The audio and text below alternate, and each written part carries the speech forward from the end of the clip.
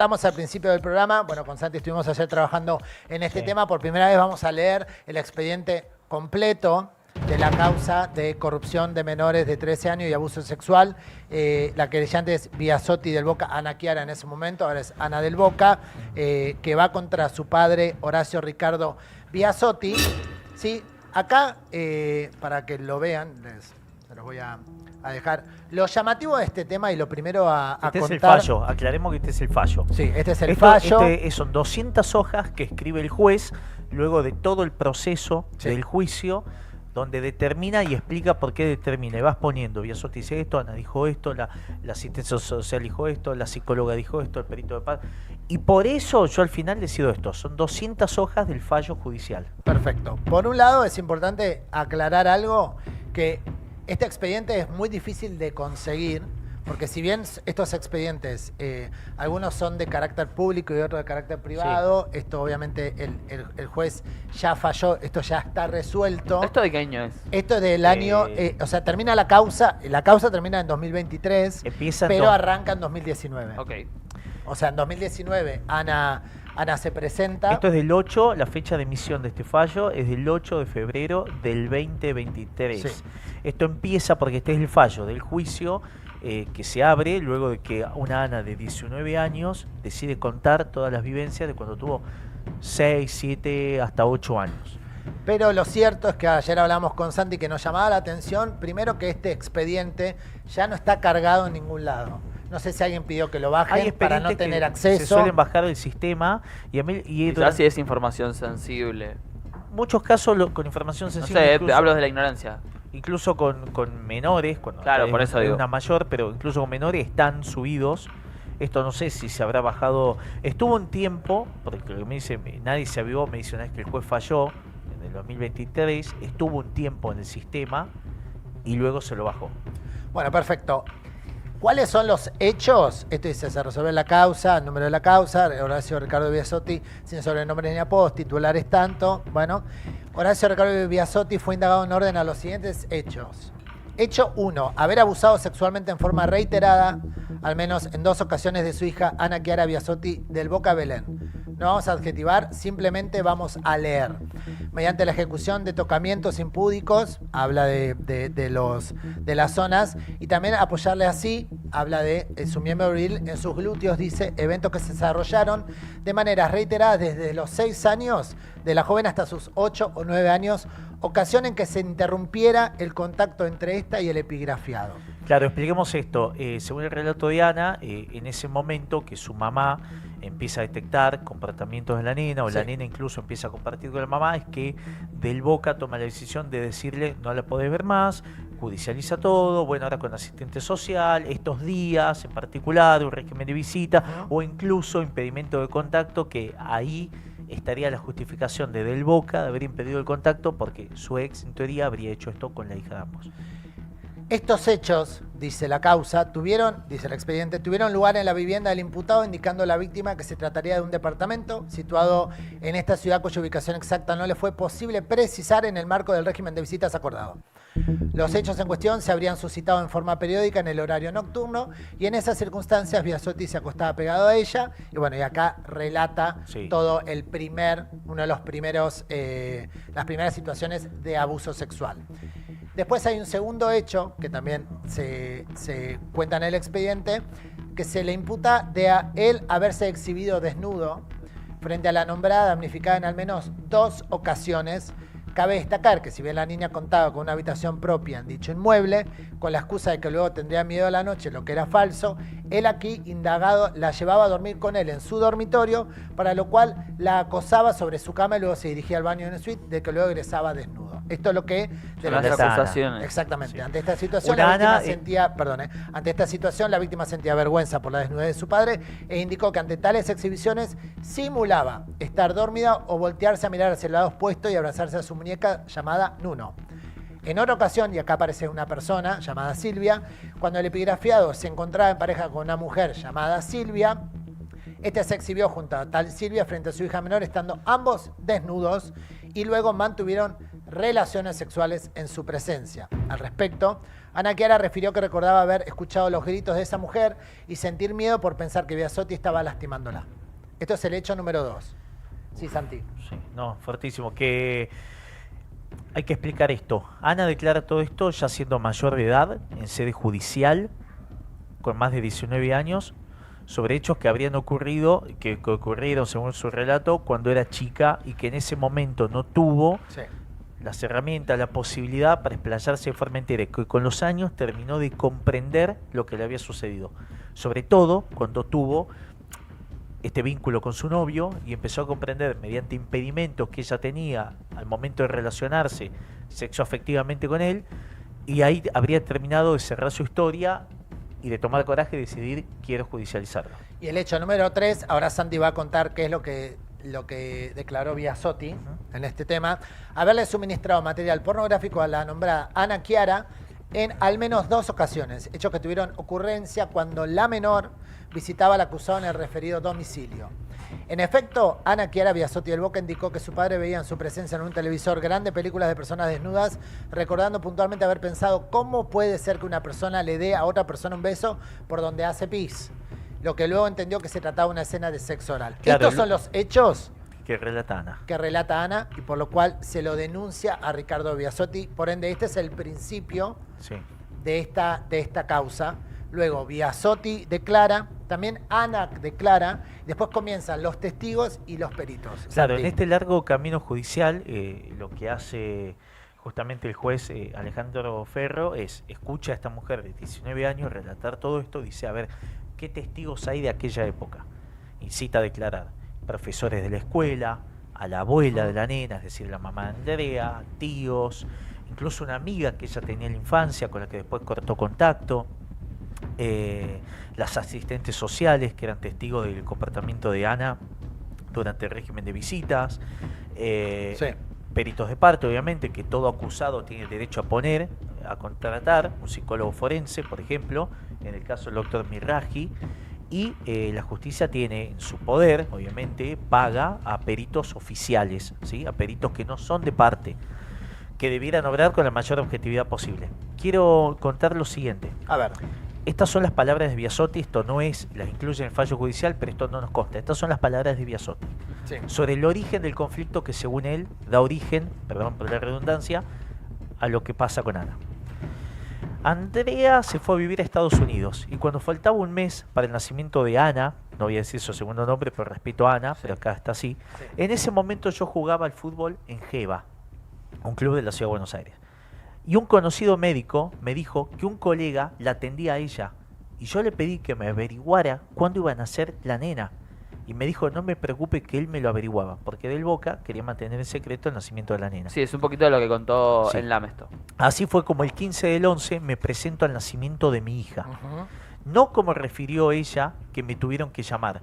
Porque hay que decir que todo el fallo tiene... Son 2 versiones son diametralmente opuestas. Ante cada hecho lo viven de una forma del Boca y de una forma Biasotti. Tuve que ir, vino una empleada de registro civil para anotarla el 16 del 11 y no pudimos registrarla porque del Boca dijo que faltaba el certificado de nacimiento. Ella ya estaba asesorada. Al día siguiente le dieron el alta y yo no pude ver a mi hija. Sí. En el mes de febrero yo contacto a abogados para que me orienten. Así determinamos que mi hija no había sido inscripta. Eso hizo que yo me presentara en el juzgado civil número 23 para poder reconocer jurídica y civilmente a mi hija. Yo quería ser un papá presente, no quería ser un papá ausente. Okay. Al principio yo no la podía ver, escuchen esto, la tenía que ver en su casa. Luego pudimos salir y tenía que hacerlo con la tía, la señora Sara Castro, y una asistente social. Esa asistente es años después convocada por el juez, porque dice acá hay un testigo. No existía el pernocte, porque como la nena fue amamantada hasta casi los 3 años, tenía que volver a la casa, bueno, porque le seguía dando el pecho. Luego Andrea pide permiso para irse a vivir a Estados Unidos, lo que finalmente hace. Ella armó toda una mentira para conseguir un permiso. Esto demuestra la actitud fabulera y mentirosa. Andrea me denuncia por violencia. Bueno, él ahí marca la primera supuesta mentira, que es del Boca mintió que yo era violento pergeñó todo esto para conseguir su objetivo. Y ahí es donde cita, bueno, distintas pericias que si yo lo hubiese, es macabro pensarlo así, pero si yo lo hubiese empujado, dice él, y ella de espalda hubiese impactado con la puerta y el picaporte debería haber dejado una marca en su parte inferior de la espalda y no en el glúteo, como ella alude, porque debido a su estatura, la del picaporte, bueno, y es la época de las también inconsistencias con los moretones que ella mostraba. Bueno. Sí. ¿Querés seguir, Pepe? Sí, bueno, acá está el relato de Ana, es un relato un poco más crudo y fuerte. Ana dice, siendo una menor de edad y hasta mis 8 años aproximadamente, he sido víctima de diferentes hechos que atentaron contra mi integridad sexual e impactaron severamente en mi normal desarrollo emocional. Por tal motivo y en el entendimiento que contar mi lado de la historia es fundamental para llevar adelante el proceso de sanación y reconstrucción de mi autoestima. Resulta imprescindible develar la verdad de lo ocurrido de la manera más silenciosa y dañosa posible. En la oscuridad de una habitación en la cual solo nos encontrábamos mi progenitor y yo, más allá que ocasionalmente hubiere participado una mujer que en ese tiempo fuere su novia, por el que fuera nuestro siniestro ámbito de convivencia a su departamento.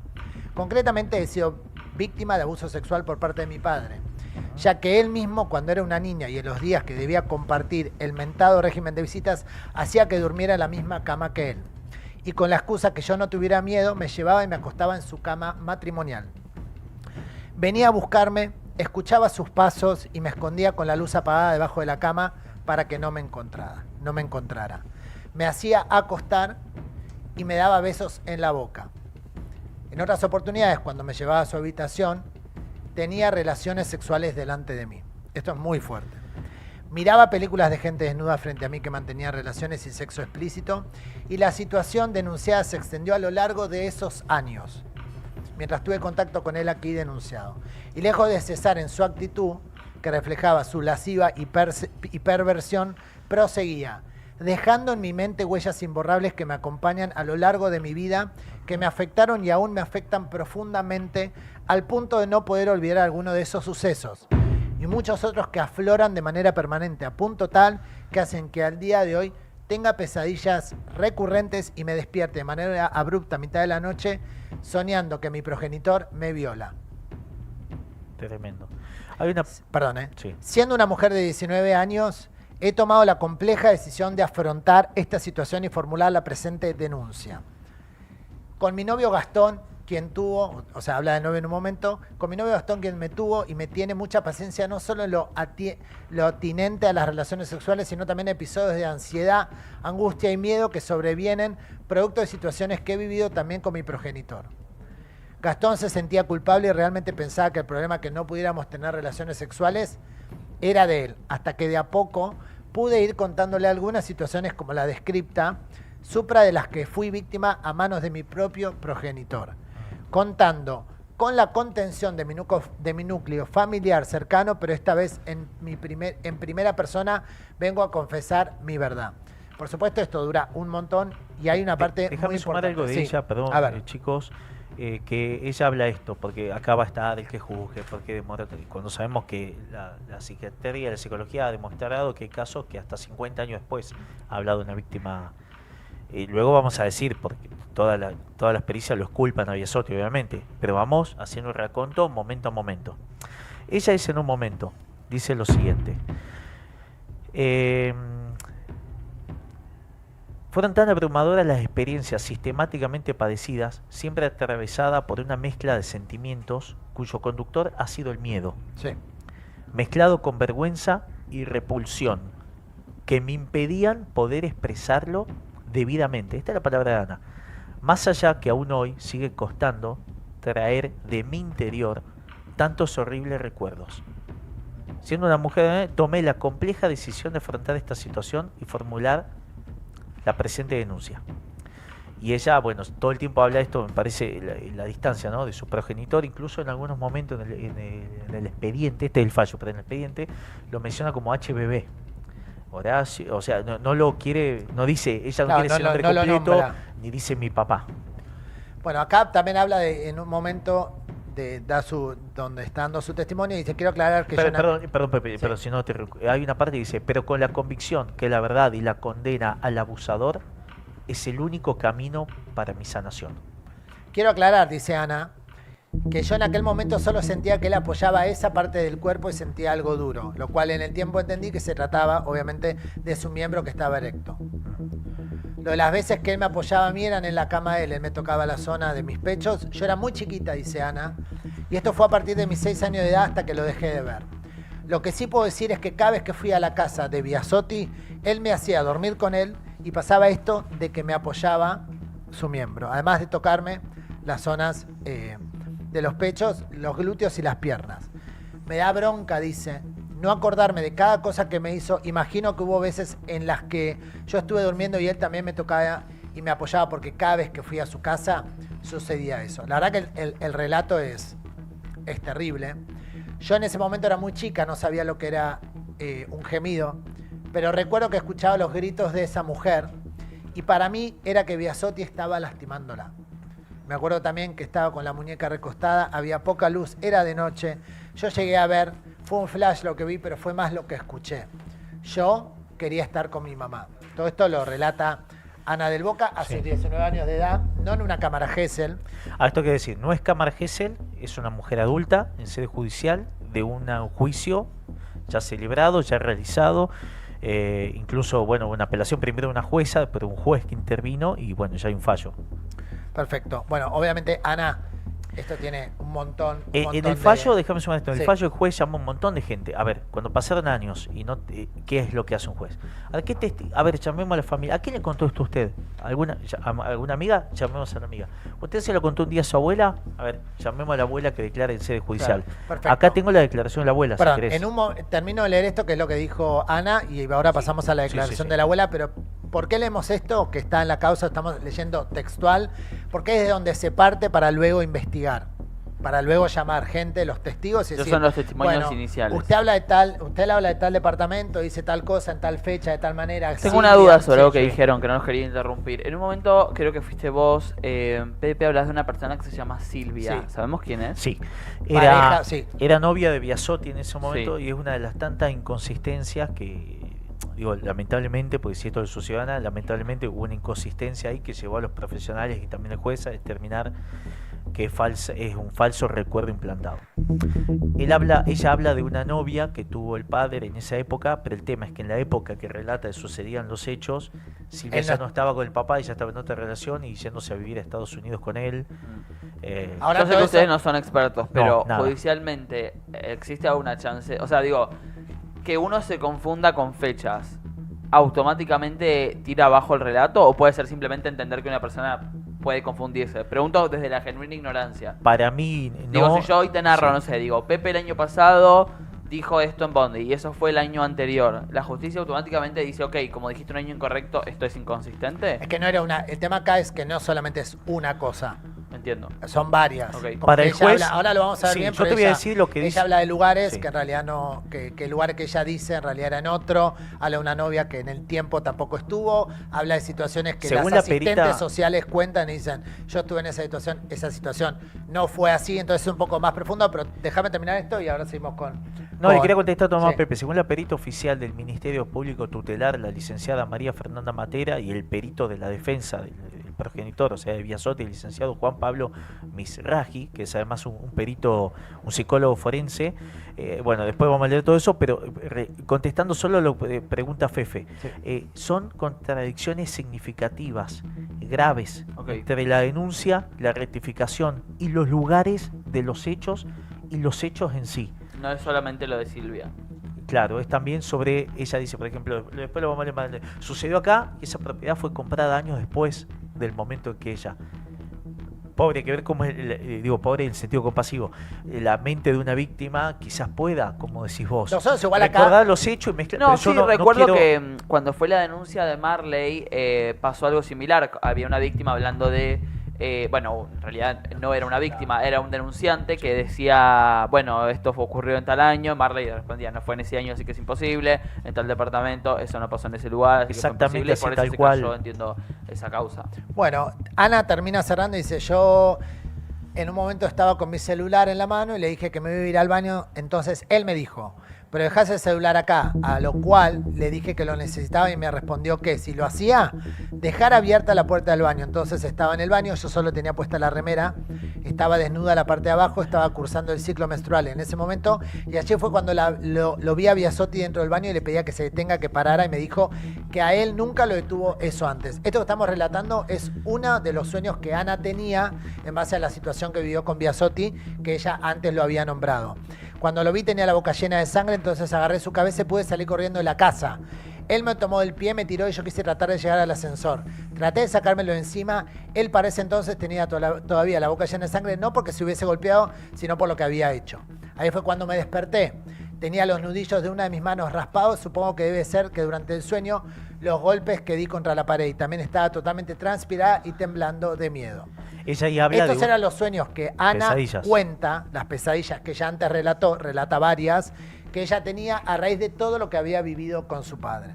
Hasta acá es lo que declaró Biasotti, lo que declaró Ana, pero ahora arranca la instancia 2, que es lo que vamos a empezar a contarles y a leer, que es, hubo muchos testigos. Antes que Santi... Y hay que decir que acá estamos leyendo, los episodios son muchos, y aunque no parezca, digo... Muchas partes cruentas quedaron afuera de lo que acabamos de relatar. Pero antes que Santi hable puntualmente de la testigo mamá, que va a leer, quiero contarles que los testigos en la causa se dividieron en dos grupos opuestos. Los testigos de la querella, del lado de Ana, que eran Andrea del Boca, Ana María Castro, la tía abuela Sara Castro, su empleada Beatriz Sartirana, la tía Anabela del Boca y su marido Enrique Torres y el novio de Ana Gastón. Todos dijeron haber escuchado de boca de Ana el relato de los abusos, pero ninguno los presenció directamente. Claro. El juez esto lo señaló que varios de ellos usaban exactamente la misma frase que Ana para describir la escena de las películas pornográficas, lo que llamó la atención sobre si el relato fue construido en conjunto o si fue construido en conjunto. Además, hubo una contradicción entre ellos. Uno dijeron que la revelación ocurrió en el dormitorio de Ana y otros dijeron que fue durante el velorio del abuelo Nicolás del Boca. Los testigos de Biasotti, esto lo quiero poner para que sepan todas las personas que lo llamaron a testificar. Sus hermanas Claudia y Patricia Biasotti, sus sobrinos Sofía Francetti, Martina Artaza, que era la empleada doméstica de Claudia, declararon que los pernoctes, que ahora vamos a leer, siempre ocurrieron en un country de Pilar y no era en la casa que Ana relataba. Pero vamos a empezar con el tema de los testigos. Sí, la abuela, que es la mamá del Boca, declara en su declaración testimonial, dice: Ana Chiara desde pequeña se mostraba reticente a verse con su papá. Lloraba mucho mi nieta. Se aferraba a ella, a la abuela, y decía que no quería ir con su papá. Cuenta la abuela, hace unos años, sobre una Ana cuando era chica. Sí. Lloraba mucho, se aferraba y no quería ir con el papá. Esta situación duró hasta los 9 años de la nena, mientras seguía vigente el régimen de visita. Ahí hubo una audiencia con el juez de menores y Ana le dijo al juez que no quería seguir viendo a su papá, y a partir de ahí el magistrado resolvió que se interrumpiera el contacto. Es decir, Ana hasta los 9 estaba obligada a ver a su papá por el régimen de visitas. A los 9 ya pudo hablar ante el juez, ser escuchada, el juez la escuchó. Sí. No quiero ver más a mi papá, dijo Santi, Ana. En esos 9 años de contacto, ¿sabés cómo era ese régimen de visitas? ¿Cada cuánto lo veía y demás? Sí, acá en el expediente hablan de los fines de semana. Ok, solo los fines de semana. Sí, habla de 48 horas, habla después de... Porque después está, en un momento él se la lleva de vacaciones, parece que se demora unas horas de volver a la nena y ya Andrea emite como una denuncia de secuestro, de averiguación de paradero de la nena. Sí, un poco lo que pasaba, obviamente salvando las distancias con lo de Wanda y Cardi y todo eso que ya lo hemos visto. Él contó en LAM, que también esto, digamos, le da fuerza a lo que contaba Biasotti, que está en el expediente, de que siempre había una persona o un asistente social, digo, en los encuentros que existían, siempre había gente presente que Andrea pedía que esté. Cuando para iba que ella por se quede horas, tranquila. el momento que tuvo que solo podía visitar por horas, había un asistente social al lado. A continuación, la testigo, que es la abuela, manifestó que espontáneamente Ana, el día que falleció su esposo, o sea, el abuelo de Ana rompió en llanto, estaba desconsolada y le reveló a toda su familia que el papá la manoseaba. Bueno, ella cuenta que fue una conversión que hubo en privado a raíz de eso. La abuela. Recordemos que el abuelo de Ana, ella lo ama, le decía a papá. Sí, cuando muere este abuelo, el abuelo, Ana habría roto en llanto, habría dicho todo esto según el relato de la abuela. me propuse, para ahí no quería leer todo esto, es muy largo. Consultar. Bueno, habla de una interpretación de San Antonio de Tamendi. No, esto es lo más importante, que la había. Bueno, dice que la nena. La abuela dijo estar al corriente de todo lo que se investigó acá. Ajá. Que la nena comenzó a angustiarse y entre llantos contó que el papá se desnudaba y le acercaba su miembro a las nalgas, a su cuerpito, y bueno, y distintos hechos muy fuertes, y bueno, que de pequeña por eso se largaba a llorar. Bueno, ¿listo eso? Sí. Bueno, acá después tenemos. Muy fuertes. Después acá arrancan los informes que tienen que ver con la parte de los peritos, que es para mí la parte más interesante de todo, porque más allá de todos los testimonios, todo lo que sucede, es que arrojan digamos, el informe de los peritos echa luz sobre todos estos temas. Hay una situación que no es entrar en detalles, sino lo importante, que cuenta la abuela que Ana se escondía detrás de las cortinas, por ejemplo, estando con su abuela. Ella se escondía detrás de las cortinas y cuando le decían salí mi amor, salí detrás de la cortina, no, porque tenía miedo de ver al papá. Bueno, perfecto. Pues acá tenemos al licenciado Juan Pablo Misraji. Sí, de parte, perito de parte, pagado por Biasotti. Tomás Santi para que leas esto también. Acá arrancamos con los peritos de parte y después está la licenciada Matera. O sea, hay dos peritos de parte, uno es el que va a leer Santi, después está la licenciada Mónica Herrán y después la licenciada Matera. ¿Okay? Es fuertísimo. El licenciado Juan Pablo Misraji, no nos olvidemos de esto, es de parte, ¿sí? De las entrevistas efectuadas a Ana Chiara se puede discriminar, porque esto la entrevistaron, le hicieron un montón de test, dos versiones de su historia que no necesariamente se articulan, y tal, como se expondrá más adelante, algunas de las situaciones por ella relatadas no se verifican ni se constatan en el estado psíquico que ha objetivado a partir de la pericia psicológica realizada. Sobre los hechos que motivan la presente denuncia, señalo 3 situaciones que fueron descritas con notorias diferencias a lo expresado en la denuncia judicial y la posterior ratificación. La primera es que es confusa sobre los hechos, sobre el lugar de los hechos donde habrían sucedido lo que denunció Ana. Dice, la casa del padre. Acá es la primera inconsistencia, indicando que todos los hechos sucedieron en el departamento que el señor Biasotti tenía en la calle Ortega y Gasset. Luego, no, presuntamente en el country, en la casa de las hermanas de su papá. Nada dijo Ana Chiara de esta notoria diferencia con lo denunciado. Acá es donde cabe la pregunta de Fefe. ¿Eso le quita peso a un hecho denunciado si no te acordás si sucedió en una casa o en un departamento? Después habla que lo que sucedía en el cuarto era junto a su novia Silvia, que los escuchaba cuando tenía relaciones sexuales. Y no habría, y en muchas ocasiones, tal como también lo explicitó en la ratificación de la denuncia, y ahí habla todos los registros, dice que fue en un country. Entonces lo que dice este perito es, ¿fue en un country o fue en el departamento de Ortega y Gasset? Empieza, no digo a atacar, pero sí a intentar invalidar el testimonio de Ana por estas... Después dice, el perito, de parte, señaló primero que su papá estaba desnudo, pero luego dice la ratificación de la denuncia que su papá estaba con el calzoncillo puesto, que habría sucedido en el departamento en años anteriores, pero en esos años, porque esto hay un registro de propiedad, Biasotti aún no había adquirido el inmueble de Ortega y Gasset. Eso fue en el año 2008. O sea, Ana habla de un episodio... En el depto que aún no había sido comprado. O sea, y ella habla de un episodio que habría pasado en 2006 con un departamento comprado en 2008. Eso es lo que vos querés decir. Claro. Dice, gracias Fefe, ella dice, todo esto sucedió en el depto, después de la rectificación, no, fue en la casa del Canter y de las hermanas de papá. Entonces eso es lo que determina. Después dice, claro, lo que yo no entendía, perdón Santi, te voy interrumpiendo para traducir todo porque es muy importante todo lo que estás contando. Lo que yo me preguntaba antes era porque, por ejemplo, ¿no? Ella entiendo que dio este testimonio a los 19. Cuando vos hablas de... ¿no? Es correcto lo que estoy diciendo, 2019 tenía... 13 años después de los hechos. Claro, digo... O sea, obviamente entiendo que estos hechos son muy fuertes y hay que denunciarlos, pero pienso en mí, digo... Yo tengo la misma edad que ella. No recuerdo muy bien un montón de cosas que pasaron entre mis 6 y 9 años. Me da curiosidad cómo la justicia interpreta eso. Si es que dice, ok, si son muchos hechos que decís con inconsistencias, ahí lo tiramos abajo. No, honestamente no lo sé. A mí también me da las mismas dudas que vos, Fefe, por eso no voy a aventurar ninguna conclusión.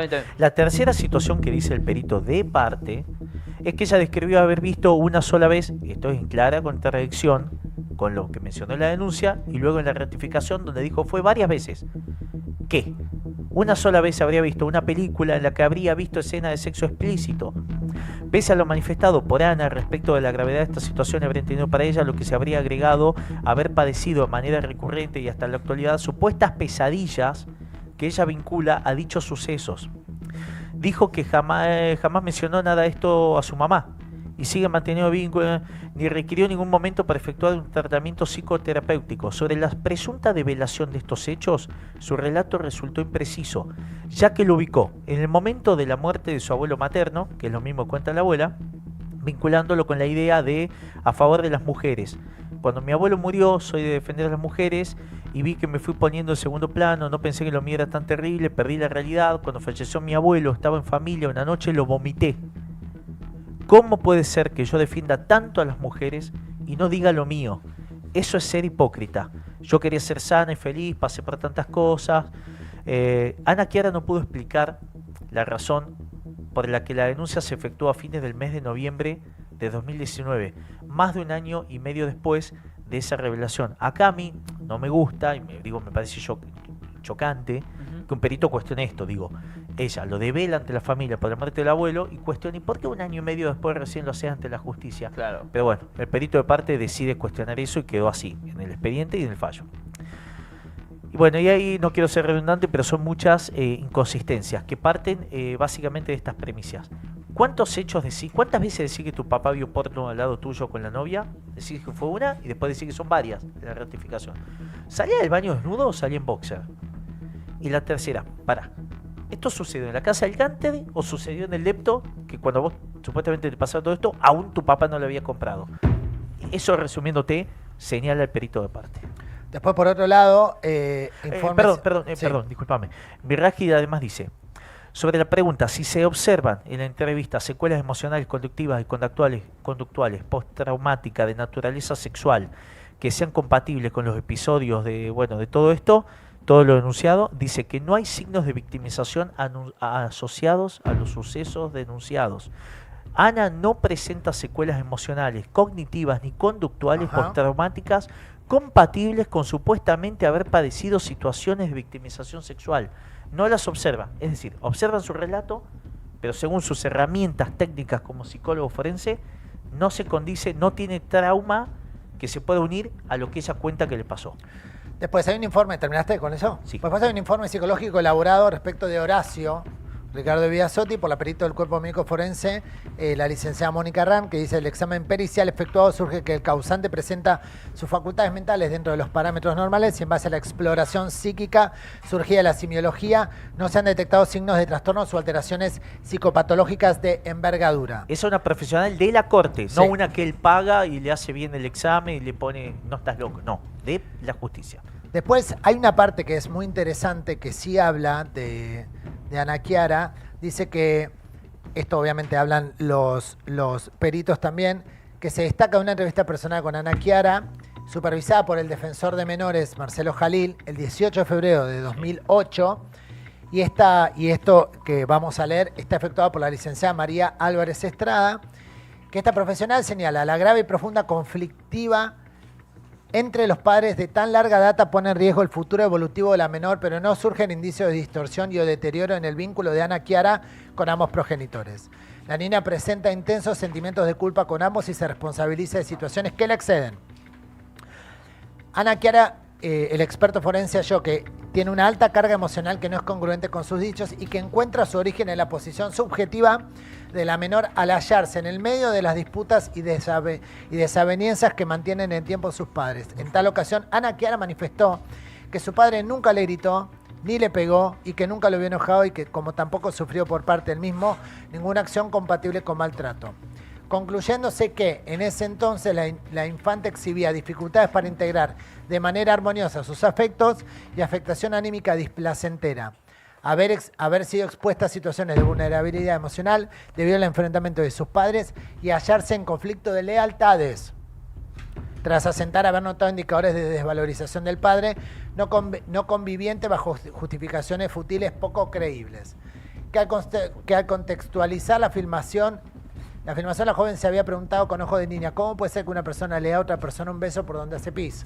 Esto lo había dicho antes. En tanto así o hizo no tratamiento terapéutico, debe señalarse que la joven ante la fiscalía interviniente relató que una noche toqué la puerta de la habitación de Biasotti y me abrieron los dos desnudos y me acuerdo que el miembro de mi padre estaba a la altura de mi cara. Ese hecho que conté no fue la única vez. Tras de ello expresó que después de hacer la denuncia lo hablé también en terapia. Sin embargo, en esa misma audiencia, instantes después, refirió que en los últimos años no estuve haciendo terapia. Al tiempo que dejé ver a Biasotti, hice tratamiento con una psicóloga particular. Fui 3 o 4 veces, no fui demasiado, no hablé con ella de los hechos que estoy denunciando. Yo solo más de analizarlo para adentro y trabajarlo sola. Tras ello llegó a decir ante la licenciada Matera que tuvo muchos psicólogos, sin prejuicio de ello, nunca efectuó un tratamiento clínico y ella es muy de la autosanación y que se encierra sola en el baño y así afronta sus conflictos. Esto fue una parte también que ella habla y después está la resolución de la licenciada Matera, que es la última, que habla ya de la pericia psicológica efectuada por la licenciada Matera del Ministerio Público Tutelar a la presunta damnificada en autos y dice, atención porque esto básicamente es lo que después luego el juez toma para resolver. No se descubrieron indicadores de victimización sexual ni daño psíquico en la denunciante que pueden relacionarse con los hechos que dijo padecer. Un puntito, esto repito es muy importante, no es un perito de parte, es la licenciada Matera de la justicia, que la analizó, que la estudió, que la escuchó, que le hizo diferentes test a lo largo del juicio. La misma del caso Wanda. Sí. No se descubrieron indicadores de victimización sexual ni daño psíquico en la denunciante que pueda relacionarse con los hechos que dijo padecer. No presenta secuelas emocionales, cognitivas ni conductuales postraumáticas compatibles con con lo sucedido. Así también encontraron que la afectación emocional que posee en ocasiones puede encontrarse comprometida su criterio de la realidad. Al respecto señalaron que la evocación en el presente de recuerdos del pasado se ve afectada por interferencias que modifican o distorsionan un recuerdo original, factores relacionados con la percepción o interpretación de los hechos, paso del tiempo, información post, suceso percibida o imaginada, pudiendo incluso recordar algo que no sucedió y formado a partir de ello una memoria falsa que forma parte de la realidad psíquica de Ana. Esto no lo digo yo, lo dice la licenciada Matera, ¿ok? Luego obviamente se habla de un montón de cosas, habla conductas postraumáticas de naturaleza sexual, dice que sean compatibles con los episodios de autos. La joven a lo largo de su adolescencia refirió haber desarrollado una variada sintomatología, la cual puede observarse en un plano emocional, conductual, físico. Dicha sintomatología podría ser compatible con haber transitado una infancia judicializada que le impactó en su desarrollo psicoevolutivo. Claro, ¿qué es lo que dicen acá las profesionales? Debido a la separación de los padres, lo conflictiva que eran, lo permeable que ella era, la relación tan simbiótica con la mamá, pudo haber, bueno, es demoledor, perdón, pero para el relato de Ana ante la justicia fue demoledor, por eso el juez tomó la decisión que tomó. Perdón, Pepe, continúa. Bueno, y también, esto se habla, o sea, esto son muchas páginas. Básicamente lo que queríamos leer era lo que había resuelto la licenciada Matera, porque con esto también resuelve el juez. Claro, ella, entonces ella denuncia abuso sexual de contacto, exhibicionismo del papá, exposición a actos sexuales con la novia, exposición a pornografía. ¿Qué dicen los testigos? Se dividen en dos grupos. Los testigos del lado de ella, la familia, dan cuenta de que les contó todo, difieren el momento y la fecha únicamente. Y los testigos, y a diferencia de él tiene a su favor, los testigos eran las asistentes sociales. ¿Qué determinan los peritos? Ana no presenta indicadores de victimización sexual. El relato de Ana contiene contradicciones.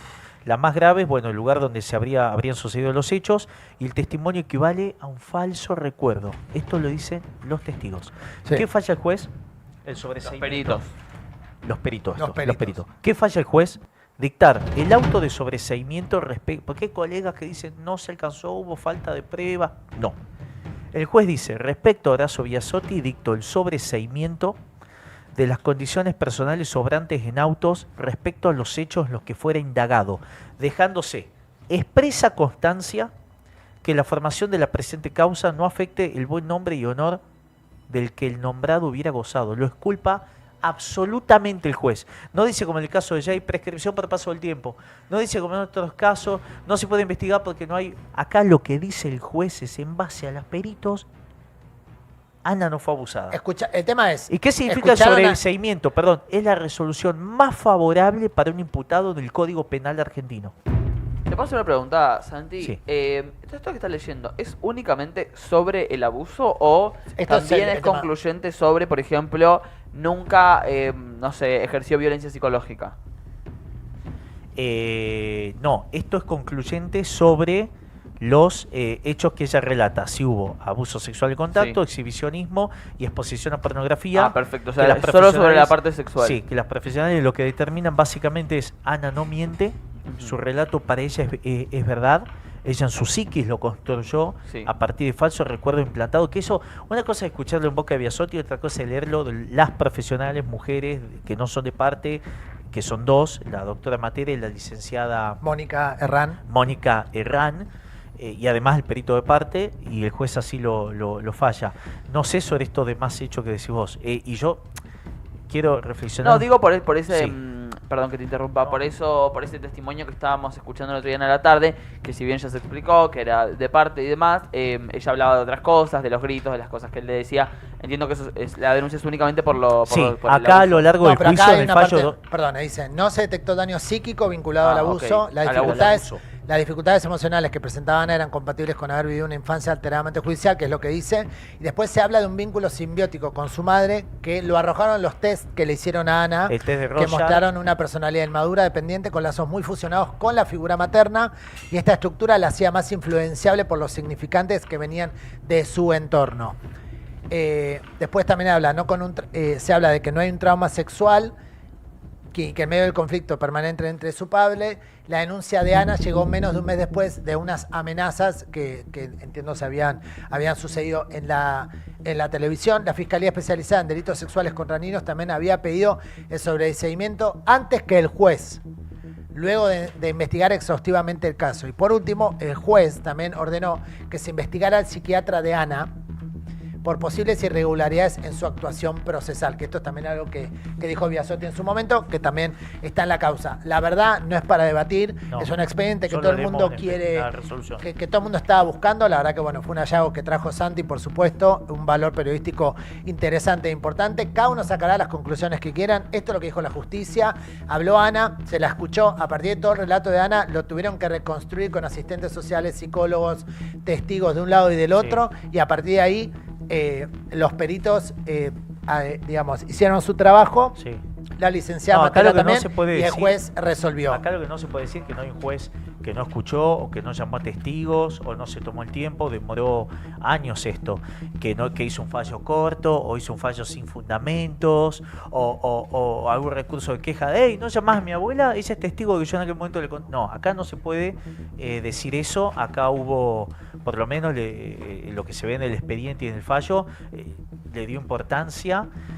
Y bueno, yo lo único que quería pensar, si esto le sucedió a Ana, o sea, primero quiero reflexionar esto desde mi ignorancia, apenas formado como periodista, desde mi ignorancia. ¿Qué herramienta tendrán las psicólogas para determinar tan firmemente, escuchar a alguien y decir, no, mediante estos test no se condice lo que usted me dice? Claro. Me sorprende. Ahí es donde entra nuestra incapacidad y nuestro desconocimiento de un montón de temas. Por eso está bueno que se tomen el tiempo para explicar un montón de cosas. Pero ahí es donde entran nuestras limitaciones obviamente del conocimiento de la materia, de lo que justamente estudia esta gente para llegar a este tipo de conclusiones. Siento que tus preguntas son reatinadas, como tampoco siento que no tenemos ni la capacidad tal vez de contestarlas. Yo digo lo siguiente, también porque después van a decir no, porque en realidad esto es lo que dictaminó, esto es lo que la justicia falló. El juez hizo este fallo, se cerró la causa. Después todas las vivencias y la realidad, Ricardo y Ana lo saben, indistintamente de la justicia. Y por otro lado, también cada uno contrata abogados y peritos de parte de un lado y del otro, también para fallar de alguna manera a favor y tirar su agua para su molino, si se quiere, para decirlo de una manera un poco burda. Sí, y termina con la oración. No pasa nada. Esto es lo que dice la justicia. Ni me voy a poner a debatir porque me parece que el debate tiene que ver también con otro. Yo siento que igual hay fallos que se pueden, por ejemplo, ha habido más de un fallo machista o tendiente al abuso de menores. Hay un famoso juez que adhiere a la doctrina zafranista, por ejemplo, no me voy a olvidar más. Hay un hubo un caso muy famoso de una mujer que se iba a laburar y dejaba a su hijo al cuidado del portero del edificio. El portero de este edificio puso su miembro en la boca de este nene. Ese juez, ¿sabes lo que dijo en el fallo? Como el nene era tan chico, no entendía lo que era una felación, no hubo abuso sexual. O sea, hijos de gente así, lamentablemente la justicia hay. Acá no vemos en el fallo del juez, acá el juez no tomó ninguna determinación de esta índole como acaba de hacer. Aventurarse a decir no, igual que es abuso que no. Acá el también juez llega un punto en el que, es como les decía antes, tenemos limitaciones. Hay cosas que yo no me siento en la capacidad ni de afirmar ni de desafiar, pero porque realmente me pareció una responsabilidad total hacerlo en base de fe. Entonces, bueno, ustedes cumplieron, leyeron lo que dice la justicia. Cada uno pensará lo que quiera pensar. Suscríbete para enterarte de todo.